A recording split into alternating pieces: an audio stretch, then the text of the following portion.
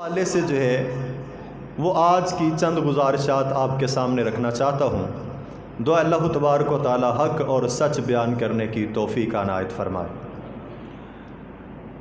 سورہ نساء آیت نمبر 123 میں نے آپ کے سامنے تلاوت کی ہے۔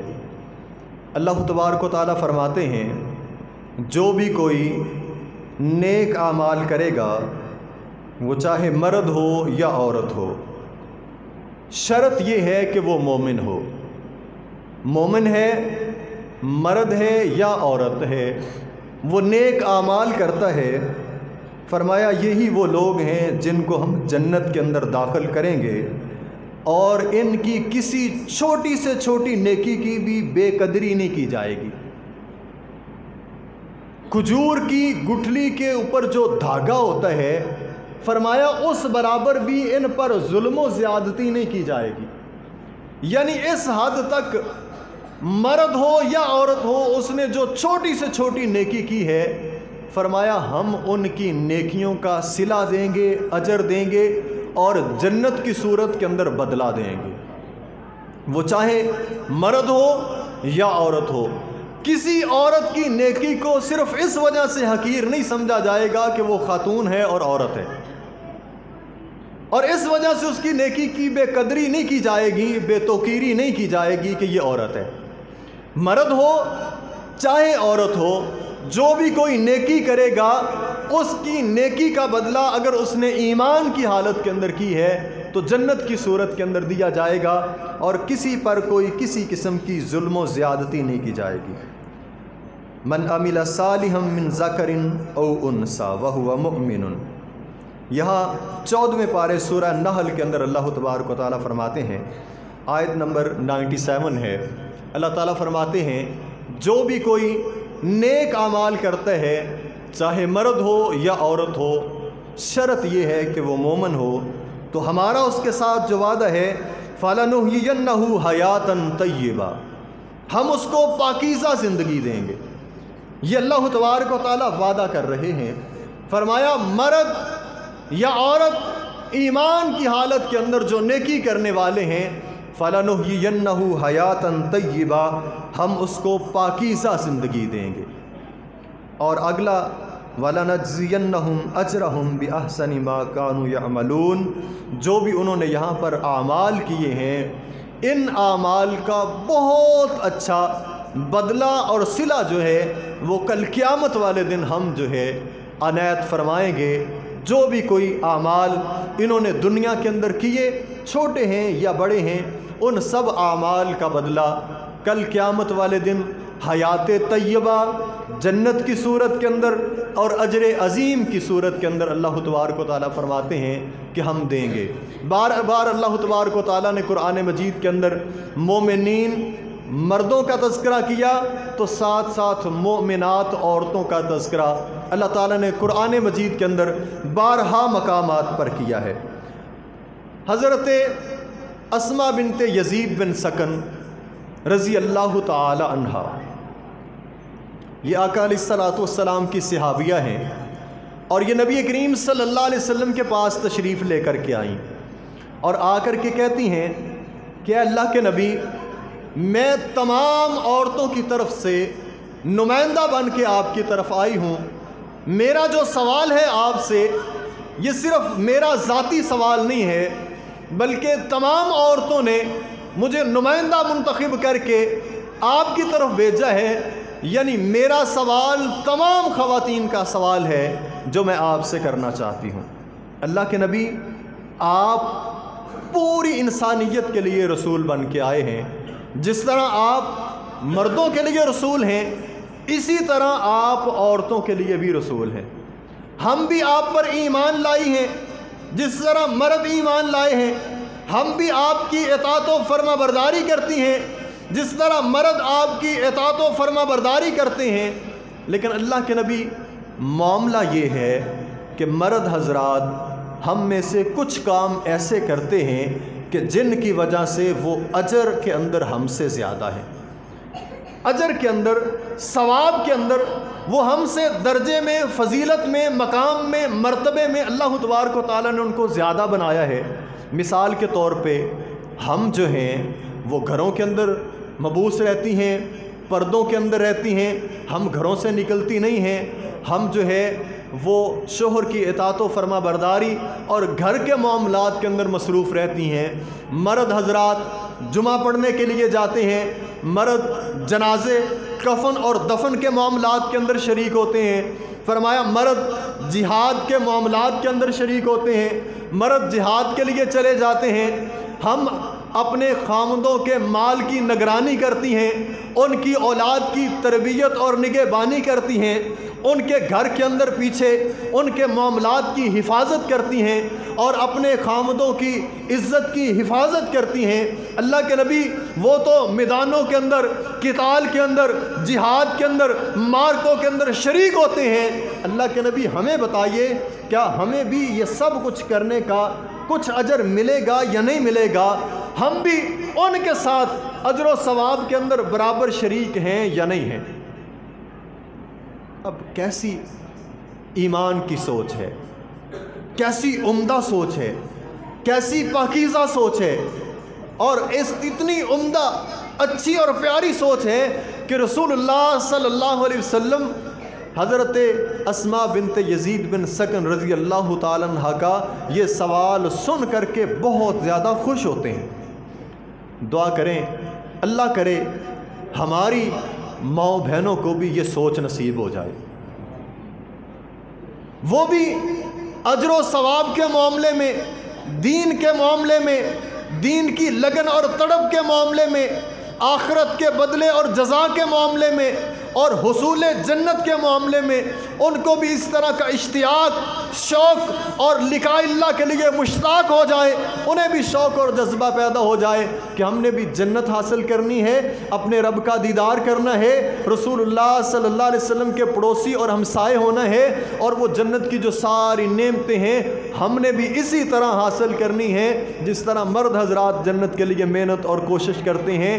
کچھ خواتین ایسی ہیں اسلام نے ان کی مثالیں دی ہیں، تاریخ نے ان کی مثالیں بیان کی ہیں، قرآن مجید نے ان کے قصے تفصیل کے ساتھ بیان کیے ہیں کہ جنہوں نے جنت کے حصول کے لیے اس دنیا کے اندر بڑی بڑی مصیبتیں، آزمائشیں، تکلیفیں اور دقتیں اٹھائیں، دنیا کے آرام کو، سکون کو، عیش و عشرت کو، مال کی فراوانی کو، سب کچھ کو قربان کر کے انہوں نے جنت کو ترجیح دی ہے۔ سورہ تحریم 28ویں پارے کے اندر اللہ تبارک و تعالیٰ نے اسی طرح کی ایک پاک بی بی کا تذکرہ کیا ہے، دو پاک عورتوں کا تذکرہ کیا، ان میں سے ایک کا آپ کے سامنے ذکر کرنا چاہتا ہوں۔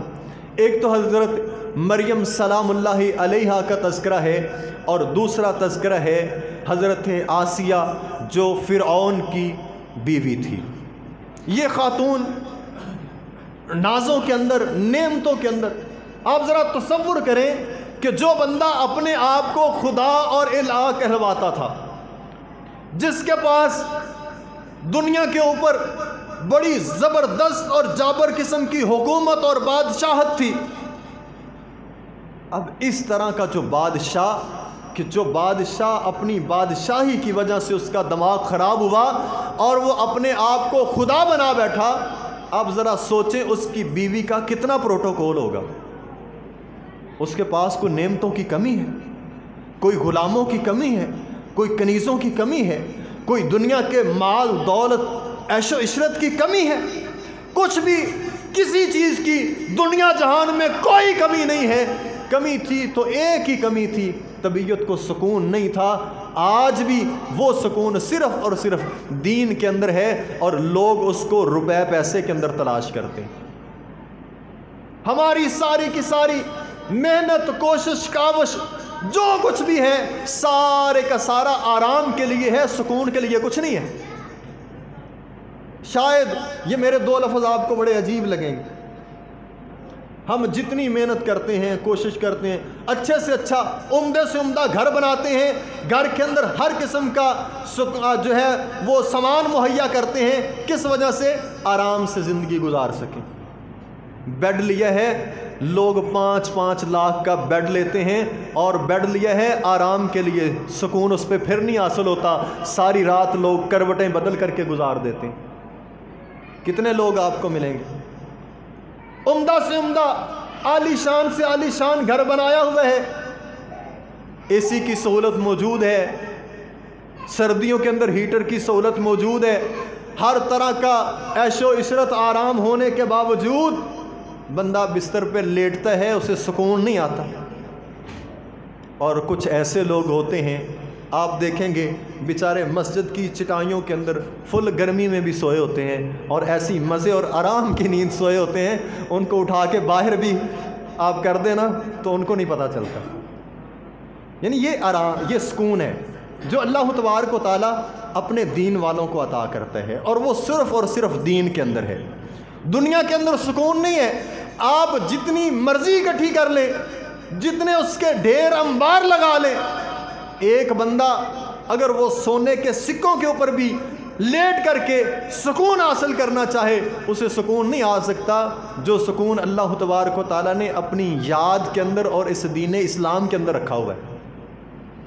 یہ خاتون، ان کا معاملہ بھی ایسا تھا۔ ان کی نظر کے سامنے ایک واقعہ گزرا جس نے ان کے دل کے اندر ایمان کی چنگاری روشن کر دی۔ وہ تھا انہی کی ایک ملازمہ تھی جو موسیٰ علیہ السلام پر ایمان لائی۔ جب فرعون نے اس کو ایمان سے ہٹانے کے لیے ہر طرح کا ظلم و ستم کیا اور اس کے سامنے اس کے بیٹوں کو ذبح کر دیا، وہ پھر بھی اپنے دین پر، اسلام پر قائم رہی۔ اس کا صبر دیکھ کر کے یہ خاتون مسلمان ہو گئی۔ آج ذرا میں اور آپ دیکھیں، مرد بھی دیکھیں، خواتین بھی دیکھیں، کیا ہمارے کردار کو دیکھ کر کے کوئی بندہ مسلمان ہونے کے لیے تیار ہے؟ میرا کردار کیا یہ دعوت دیتا ہے کہ میرے کردار کو دیکھ کر کے، میرے رویے کو دیکھ کر کے کوئی بندہ مسلمان ہونے کے لیے تیار ہو جائے؟ اخلاقیات میں ہم بہت پیچھے رہ گئے، کردار میں ہم بہت پیچھے رہ گئے۔ ہم صرف اور صرف گفتار کے غازی ہیں، باتیں جتنی مرضی ہم سے کروا لو اور سن لو۔ باتوں میں ہر بندہ آپ کو دین کا ٹھیکیدار ملے گا اور اس کی جیب کے اندر 2-4 فتوے ہر وقت موجود ہوتے ہیں جو سب پر لگانے کے لیے تیار ہوتا ہے، اور جب عمل کی باری آئے تو پھر ہم بالکل کورے ہیں۔ سہولیات کے لیے ماؤں بہنوں سے گزارش ہے، کبھی اپنے خامندوں کو حرام کی کمائی پر مجبور نہ کریں۔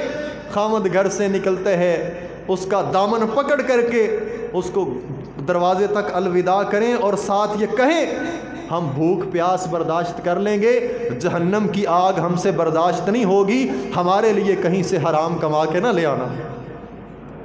جب یہ جذبے پیدا ہوں گے، گھروں کے اندر یہ ماحول پیدا ہوگا، تو انشاءاللہ تبارک و تعالیٰ پھر جو ہے وہ ایک چینج اور تبدیلی آئے گی، کردار بنیں گے۔ اولادیں وہ پھر نیک اور صالح اولادیں پیدا ہوں گی جو ماں باپ کی فرما بردار ہوں گی، دین پر عمل کرنے والی ہوں گی۔ ہم اپنی اولادوں کے لیے گھر کے اندر حرام حلال کی تمیز جب نہیں کرتے، پھر بگاڑ پیدا ہوتا ہے۔ یہ اللہ والی خاتون ہے، دنیا جہان کی ساری نعمتیں اس کے پاس موجود ہیں، سب کچھ موجود ہونے کے باوجود یہ اللہ تعالیٰ پر ایمان لے کر کے آئی۔ جب فرعون کو اس کے ایمان کی اطلاع ہوئی، کہا اس کو لے جاؤ، لے جا کر کے ایک دیوار کے ساتھ، لکڑی کے ساتھ اس کو لگا کر کے اس کی پشت، پورے جسم کے اوپر لوہے کی میخیں اور کیل گاڑ دیے جائیں اور اسی طرح اس کو دھوپ کے اندر چھوڑ دیا جائے۔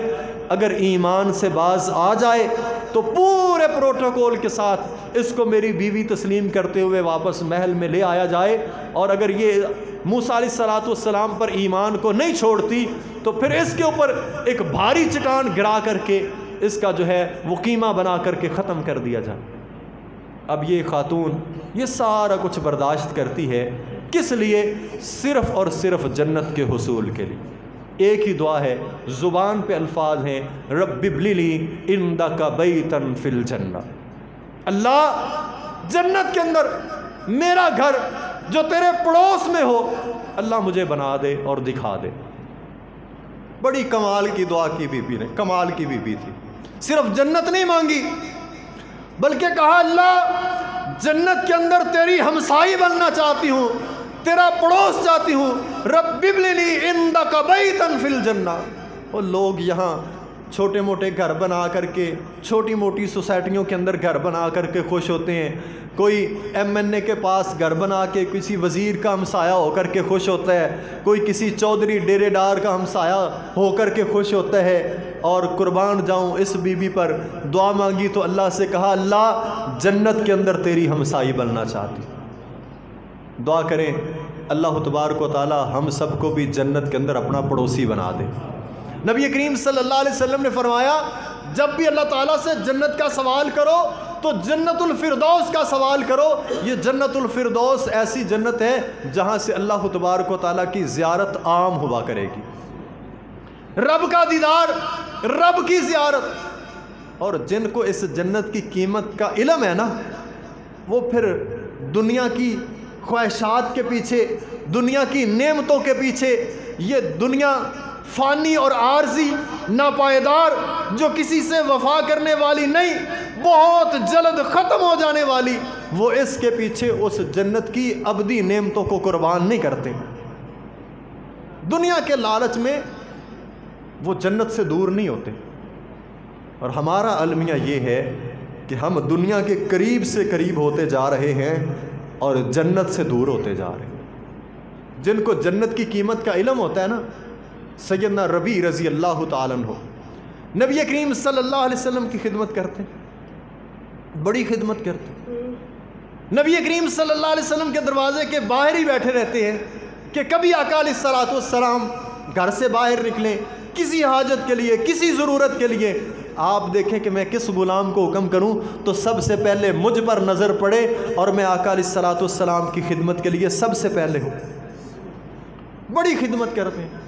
آقا علیہ الصلوۃ والسلام خوش ہو کر کے فرماتے ہیں ربیع آج جو مانگنا چاہتے ہو، جو سوال کرو گے، آج جو مانگو گے وہ تجھے عطا کر دیا جائے گا۔ ربیع مانگو، کیا مانگتے ہو؟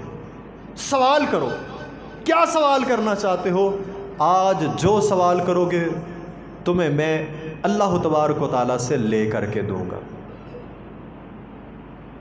اب ہماری طرح کا کوئی بندہ ہوتا تو کیا سوچتا اور اس کی سوچ کیا ہوتی، لیکن جن کی سوچ کے اندر اب ہر بندے نے، آپ ذرا سوچ لیں کہ وہی مانگنا تھا جو اس کی نظر کے اندر دنیا میں سب سے قیمتی ہو، ہر ایک نے وہی مانگنا تھا۔ اب جس کی نظر میں جو قیمتی ہے اس نے وہ مانگنا ہے۔ اور میں قربان جاؤں سیدنا ربیع رضی اللہ تعالیٰ عنہ کی جنت کے اندر کچھ قیمتی ہے تو فرمایا اسألک مرافقتک فی الجنہ، اے نبی محمد مصطفیٰ صلی اللہ علیہ وسلم میں جنت کے اندر آپ کا پڑوسی اور ہمسایہ بننا چاہتا ہوں۔ اگر کچھ لے کے دینا چاہتے ہیں تو پھر جنت لے کے دے اور جنت میں اپنا ساتھ، مزہ آئے آپ کے عطا کرنے کا اور میرے وصول کرنے کا۔ حضرت ربیع رضی اللہ تعالیٰ نے جب یہ بات کہی نا، نبی کریم صلی اللہ علیہ وسلم فرماتے ہیں ربیع کچھ اور بھی مانگ لو، کوئی دوسری خواہش، یہ تو آخرت کی ہے نا، کچھ دنیا کے حوالے سے بھی وہ بھی کچھ طلب کر لو، مانگ لو۔ کہتے ہیں اللہ کے نبی اگر آپ دوسری مرتبہ بھی پوچھتے ہیں کہ ربیع کیا مانگنا چاہتے ہو تو دوسری مرتبہ بھی وہی سوال ہے اسألک مرافقتک فی الجنہ، جنت کے اندر آپ کا پڑوسی بننا چاہتے ہیں۔ جن کو جنت کی قدر کا پتہ ہے، جن کو جنت کی قیمت کا پتہ ہے، جن کو جنت کی اہمیت کا پتہ ہے، اب یہاں جو ہے وہی سوال ہے۔ اور آقا علیہ الصلوۃ والسلام فرماتے ہیں کہ اے ربیع پھر جو ہے فَعِیُّونِی بِکَثْرَةِ السُّجُود، پھر زیادہ سے زیادہ سجدے کر کے نا میری مدد کر، میں اللہ تعالیٰ سے تجھے جنت کے اندر اپنا پڑوس لے دوں گا۔ آج بھی جو بندہ رسول اللہ صلی اللہ علیہ وسلم کا ہمسایہ بننا چاہتا ہے یا رب کے قریب ہونا چاہتا ہے، اس کے لیے ایک ہی بات ہے وَاسْجُدْ وَاقْتَرِب، سجدہ کر اپنے مالک کے قریب ہوتا جا۔ اور سجدے کے اندر یہ کمال ہے، انسان جتنا جھکتا جاتا ہے رب اسے اتنا بلند کرتا جاتا ہے۔ اب یہ خاتون جس کو کہا جا رہا ہے کہ اگر واپس آؤ موسیٰ علیہ الصلوۃ والسلام کے اوپر ایمان کو، کلمے کو، توحید کو چھوڑ دو تو وہی شاہی پروٹوکول تمہیں دوبارہ مل جائے گا۔ اب یہ سمجھتی تھیں کہ یہ سب کچھ عارضی ہے، اسی لیے جو ہمیشہ ہمیشہ کا دائمی تھا وہ اللہ تعالیٰ سے مانگا. فرمایا رب ابننی عندک بیتا فی الجنہ، اللہ مجھے وہ جنت کے اندر جو میرا محل ہے نا، میرا گھر ہے اور وہاں کی جو شاہی چیزیں ہیں، اللہ ان کی ایک جھلک تو دکھلا، کہیں فرعون کا یہ مال و متاع میرے ایمان کو کمزور نہ کر دے، میں ذرا وہ جنت کی نعمتوں اور فراوانیوں کو دیکھوں اور میں توانا ہو جاؤں ایمان کے طور پر. اللہ تعالیٰ نے وہ جنت ساری کی ساری موت سے پہلے ان کو دکھا دی. اور اگر آج بھی کوئی مرنے سے پہلے جنت دیکھنا چاہتا ہے، اگر کوئی چاہتا ہے کہ وہ اپنی موت سے پہلے پہلے جنت کے اندر اپنا گھر اس دنیا میں رہتے ہوئے اس دنیا کی آنکھ کے ساتھ موت سے پہلے اپنا گھر جنت کے اندر دیکھ لے، اسے رسول اللہ صلی اللہ علیہ وسلم نے فرمایا کہ وہ آیت الکرسی ہر فرضی نماز کے بعد پڑھے، اللہ تبارک و تعالیٰ مرنے سے پہلے جنت کے اندر اس کا گھر دکھا دیں گے. تو انشاءاللہ پڑھیں گے نا ہر فرضی نماز کے بعد آیت الکرسی پڑھیں گے نا انشاءاللہ. اچھا میں نے کہا پڑھیں گے تو اونچی آواز میں تھی انشاءاللہ، اور جب میں نے کہا ہر فرضی نماز کے بعد کئیاں نو مشکل پہ گئی ہیں، اور پڑھنی انشاءاللہ فرضی نمازیں بھی پڑھنی ہے اور ہر فرضی نماز کے بعد آیت الکرسی بھی پڑھنی ہے انشاءاللہ. رسول اللہ صلی اللہ علیہ وسلم کی زبان ہے، وہ زبان جس سے نکلی ہوئی بات اس کے اندر شک شبے کا سوچنا بھی انسان کو دائرہ اسلام سے خارج کر دیتا ہے. میرے آقا علیہ الصلوۃ والسلام فرماتے ہیں کہ جو جنت کے اندر اپنا گھر مرنے سے پہلے دیکھنا چاہتا ہے وہ آیت الکرسی ہر فرضی نماز کے بعد پڑھے. اب میں جنت جو ہے اس کا تھوڑا سا نقشہ آپ کے سامنے رکھنا چاہتا ہوں کہ جنت کے اندر اس کا نقشہ کیسا ہے. حضرت اسماء بنت یزید رضی اللہ تعالیٰ عنہ جب رسول اللہ صلی اللہ علیہ وسلم کے پاس وہ اپنا سوال کرتی ہیں نا کہ اللہ کے نبی ہمیں وہاں پر یہ اجر و ثواب کے اندر جو مرد حضرات برابر ہیں، کیا ہمیں بھی ان کے اجر و ثواب میں کچھ حصہ ملے گا؟ ان کے اجر و ثواب کے اندر یہ جو جہاد کے اندر، جمعے کے اندر، نمازوں کے اندر، باقی معاملات کے اندر شریک ہوتی ہیں، تو کیا ہمیں بھی کوئی اجر و ثواب ملے گا؟ رسول اللہ صلی اللہ علیہ وسلم خوش ہوتے ہیں اور صحابہ کی طرف منہ کرتے ہیں اور آپ فرماتے ہیں میرے صحابہ کیا تم نے کسی خاتون سے آج تک اپنے دین کے بارے میں اتنا عمدہ اور اچھا سوال کبھی سنا ہے؟ صحابہ کہتے ہیں اللہ کے نبی نہیں، ہم نے آج تک اتنا اچھا اور عمدہ سوال تو کسی سے نہیں سنا. تو نبی کریم صلی اللہ علیہ وسلم فرماتے ہیں کہ اے اسماء سنو اور جا کر کے عورتوں کو یہ پیغام دو.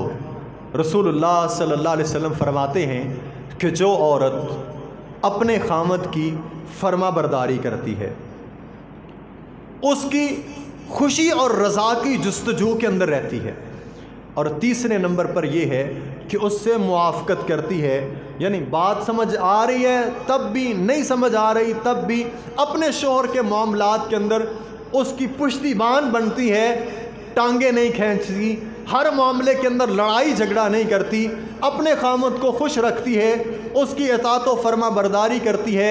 فرمایا جتنا مردوں کو جہاد کر کے، جمعہ پڑھ کے، جنازہ پڑھ کے، کفن دفن کر کے اجر و ثواب ملتے ہیں، یہ با پردہ خاتون اپنے گھر کے اندر اس اجر و ثواب کو پا لیتی ہے. یعنی خواتین کے لیے اللہ تبارک و تعالیٰ نے آسان پیکج دیا. فطری طور پر کمزور ہیں تو اللہ تعالیٰ نے ان کے لیے پیکج بھی بڑا آسان رکھا ہے. دوسری حدیث نبی کریم صلی اللہ علیہ وسلم فرماتے ہیں اذا صلت المرأۃ خمسہ، جب عورت 5 نمازیں پڑھتی ہے، فرضی نمازیں 5، وصامت شہرہا، رمضان المبارک کے مہینے کے روزے رکھ لیتی ہے، وحسنت فرجہا، اپنے آپ کو پاک دامن رکھتی ہے، واطاعت زوجہا، اپنے خاوند کی اطاعت و فرما برداری کرتی ہے. 4 کام، 5 نمازیں، رمضان المبارک کے روزے، اپنی عزت آبرو کی حفاظت، اپنے شوہر کی فرما برداری. قیل لہا ادخل الجنہ، اس کے کہا جائے گا کہ جنت کے اندر داخل ہو جا، من ای ابواب الجنت شئتی، جس دروازے سے چاہتی ہے اس دروازے سے داخل ہو جا. یعنی ایسی خاتون کے لیے اللہ تعالیٰ جنت کے 8 دروازے کھول دیں گے. جو 5 نمازیں رمضان المبارک کے روزے اپنی عزت آبرو کی حفاظت اور اپنے خامد کی اطاعت و فرما برداری کرتی ہے، اللہ نے خواتین کے لیے بڑا آسان سا پیکج رکھا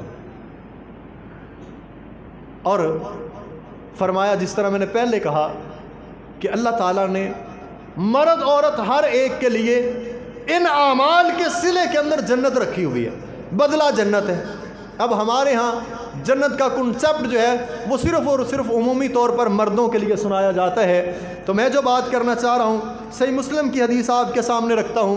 پہلی بات، جس طرح اللہ تعالیٰ نے کہا کہ مرد و خواتین سب جنت کے اندر اپنی اپنی مرضی اور منشا کے مطابق زندگی گزاریں گے، کسی قسم کی روک ٹوک نہیں ہوگی۔ جس طرح مردوں کے لیے جنت کی نعمتیں ہیں، اسی طرح عورتوں کے لیے بھی جنت کی نعمتیں ہیں۔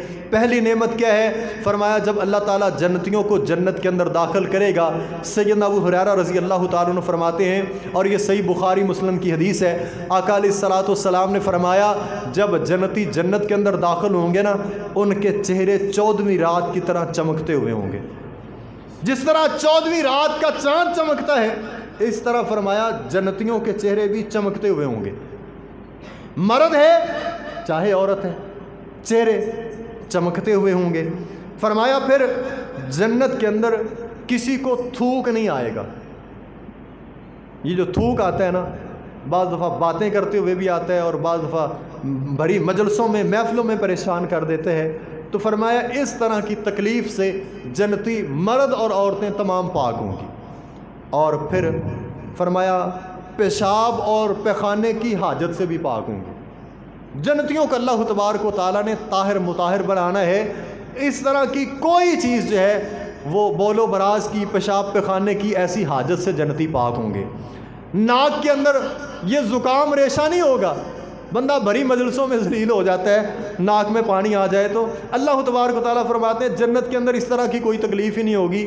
اور یہ تمام نعمتیں جو ہیں ان کے اندر مرد عورتیں جو ہیں وہ سب برابر ہوں گے۔ فرمایا جنت کے اندر سونے اور چاندی کے برتن ہوں گے جنتیوں کے لیے، حتیٰ کہ بالوں میں کرنے والی کنگھی بھی فرمایا وہ بھی سونے کی ہوگی۔ اور ایک دوسری حدیث کے اندر اور قرآن مجید کے اندر جو ہے جنتیوں کے پہننے کے جو لباس ہوں گے وہ ریشم اور حریر کے ہوں گے۔ اور اسی طرح فرمایا جنتیوں کی جو انگیٹھیاں ہوں گی نا، بخور جو خوشبو کے لیے دہکائے جاتے ہیں، فرمایا وہ بھی عود کے ہوں گے، خوشبودار لکڑی سے ہر طرف جنت کے اندر خوشبوئیں مہکتی ہوئی ہوں گی۔ فرمایا حتیٰ کہ جنتی کو آنے والا پسینہ بھی کستوری کا پسینہ ہوگا۔ اور جنتیوں کا آپس کے اندر کسی قسم کا کوئی اختلاف نہیں ہوگا۔ ہر جنتی کو 2 بیویاں ملیں گی، یہ صحیح بخاری اور مسلم کی حدیث ہے۔ ہمارے ہاں بڑا معروف ہے کہ ہر جنتی کو 70 بیویاں ملیں گی، اور اس چیز نے اتنا معاملہ خراب کیا ہوا ہے، ہمارے ہاں جنت کا تذکرہ یا پھر حوروں سے ہوتا ہے یا پھر ڈائریکٹ ہی 70 سے ہو جاتا ہے۔ وہ خواتین بیچاری سوچتی ہیں کہ ہمارے لیے جنت میں کیا ہے، اور باقاعدہ جو ہے یہ اسلام پر ایک اعتراض بھی کیا جاتا ہے کہ جی مردوں کے لیے تو وہاں بیویاں ہوگی تو عورتوں کے لیے کیا ہوگی؟ تو یہ جتنی میں نے نعمتیں گنوائی ہیں یہ ساری کی ساری نعمتیں خواتین کے لیے بھی ہوں گی اور مردوں کے لیے بھی ہوں گی۔ فرمایا وہاں پر کوئی کسی قسم کا اختلاف نہیں ہوگا۔ یہ جو غصے والا پتا ہے نا، یہ اللہ ویسے ہی نکال دے گا، غصہ کسی کو آئے گا ہی نہیں، کوئی ناراض نہیں ہوگا کسی سے، سارے کے سارے خوش رہیں گے۔ اور فرمایا سب کے دل جو ہے وہ ایک آدمی کی طرح ہوں گے، جس طرح ایک بندے کا دل ہوتا ہے نا، اچھا ہر بندے دا اپنا دل اپنے واسطے چنگا ہی سوچتا ہے، وہاں پر سارے کے سارے ایک دل کی مانند ہوں گے، اور صبح و شام جو ہے وہ اللہ تعالیٰ کی تسبیحات بیان کریں گے۔ اور سورہ زخرف کے اندر اللہ تبارک و تعالیٰ فرماتے ہیں وَفِيهَا مَا تَشْتَهِي الْأَنفُسُ وَتَلَذُّ الْأَعْيُنُ، وہاں آنکھ جس کے ساتھ سکون حاصل کرے گی، دل جس چیز کی خواہش کرے گا، اللہ تبارک و تعالیٰ وہ سب کچھ عطا کرتا جائے گا۔ یہ تو چند چیزیں ہیں نا جو بتا دی گئیں، گنوا دی گئیں، اور اس کے ساتھ ساتھ اللہ تبارک و تعالیٰ فرماتے ہیں جو بھی کسی چیز کی خواہش کرے گا وہ، اور جس چیز کو آنکھ بھائے گی، جس کی لذت محسوس کرے گی، جس کے ساتھ آنکھ سرور حاصل کرے گی، اللہ تبارک و تعالیٰ وہ ساری نعمتیں جو ہے وہ اس جنتی کو عطا کر دے گا۔ آخر میں ایک حدیث بیان کر کے اپنی بات مکمل کرتا ہوں۔ نبی کریم صلی اللہ علیہ وسلم نے فرمایا کل امتی یدخلون الجنہ، فرمایا میری ساری کی ساری امت جنت کے اندر جائے گی، ساری امت جنت کے اندر جائے گی۔ کل امتی یدخلون الجنہ، تمام امت جنت کے اندر جائے گی، الا من ابا، مگر وہ بندہ جس نے جنت کے اندر جانے سے انکار کر دیا، اس شخص کے علاوہ تمام میری امت جنت کے اندر جائے گی۔ صحابہ بڑے حیران ہوئے، اب جنت کی قیمت اور جنت کا جو ہے وہ نظارے، معاملات، سب کچھ صحابہ کے سامنے تھا، اس لیے صحابہ بہت حیران ہوئے۔ فرمایا اللہ کے نبی کیا کوئی ایسا بدبخت بھی ہوگا جو جنت کے اندر جانے سے بھی انکار کر دے؟ قیل من یابا یا رسول اللہ، اللہ کے نبی کیا کوئی ایسا ہوگا جو جنت میں جانے سے انکار کر دے؟ فرمایا من اطاعنی دخل الجنہ، جو میری اطاعت کرے گا وہ جنت کے اندر داخل ہو جائے گا، ومن عصانی فقد ابا، اور جس نے میری نافرمانی کر دی گویا اس نے جنت کے اندر جانے سے انکار کر دیا ہوا ہے۔